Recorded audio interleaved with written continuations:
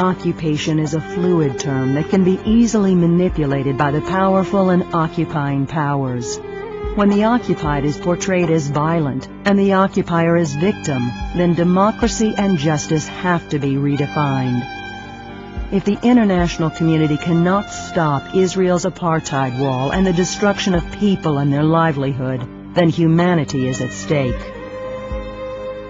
In June 2000, and while the international community is pushing to promote freedom and install democracies throughout the Middle East, Israel decides to reinforce its occupation by encircling the West Bank and Palestinian towns with a separation barrier that is meant to choke the Palestinian population and deprive them from their livelihood.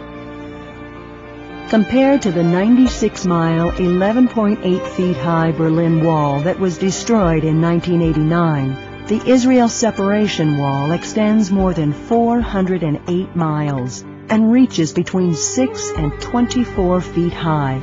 It consists of solid concrete in some areas and a 40-meter complex of trenches 6 to 8 feet deep, barbed wires, electronic surveillance fences, and patrol roads in other areas. The wall, which swallows more than 42% of the West Bank, is in most areas not on or near the 1967 Green Line that divides Palestine from Israel.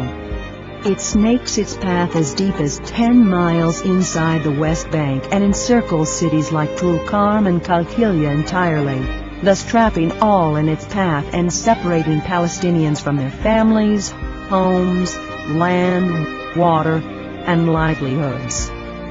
Numerous villages have already been confiscated, 200,000 people separated, 35,000 meters of irrigation networks seized, 11,400 dunams of agricultural lands confiscated, and 100,000 ancient olive trees destroyed, thus impacting life, agriculture, freedom of movement, water usage, and income. By the time the wall is completed, the numbers will triple. The Ramallah district has been totally separated from nearby Jerusalem. It has been sliced from multiple directions. Massive land grab in most fertile areas and expulsion from areas around Ramallah city have occurred. More than 22 villages have been affected and entire communities have been imprisoned.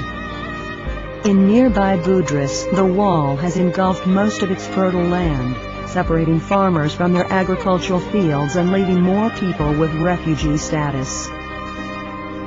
As if occupation is not enough to inflict hardship on Palestinians, the whole population now lives in ghettos with freedom of movement restricted to those who possess hard-to-obtain passes from the occupying power.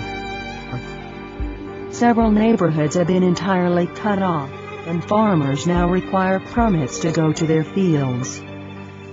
Intimidation by Israeli soldiers and settlers is becoming a daily reality for everybody, and a simple trip to school or hospital is becoming a risky adventure and ordeal.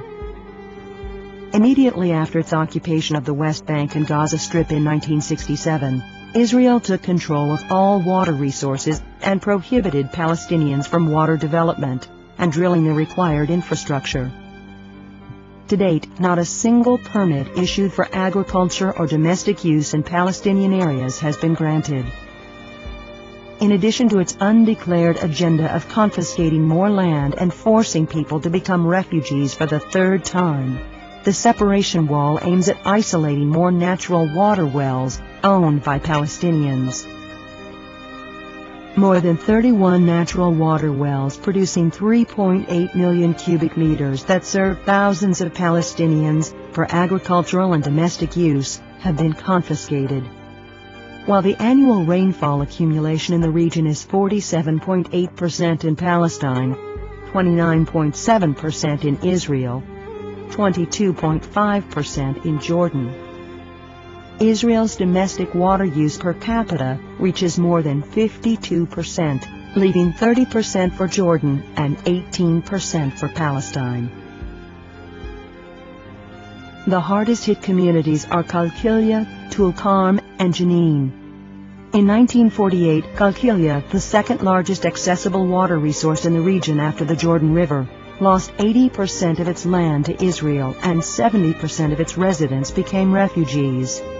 Today, with 34 natural water wells, Qalqilya district is losing 50% of the remaining 20% of its water-rich land to Israel, leaving 36 towns confiscated and 90,000 residents unemployed. With the construction of the wall, Israel's policy of home demolition has intensified. The wall devours everything in its path, including agricultural fields and olive groves, as well as inhabited homes.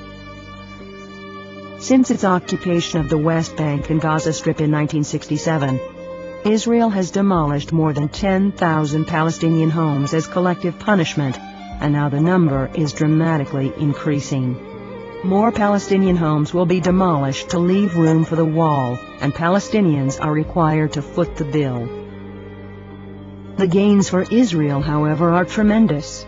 Israel now gained more land for agriculture, land for settlement expansion, total control of all water resources, a direct link to the Jordan Valley, slicing through the West Bank, and most importantly, an end of a viable Palestinian state. Welcome to the new democracies of the world. Welcome to the war on terrorism. Welcome to blind justice. And welcome to your tax dollars at work.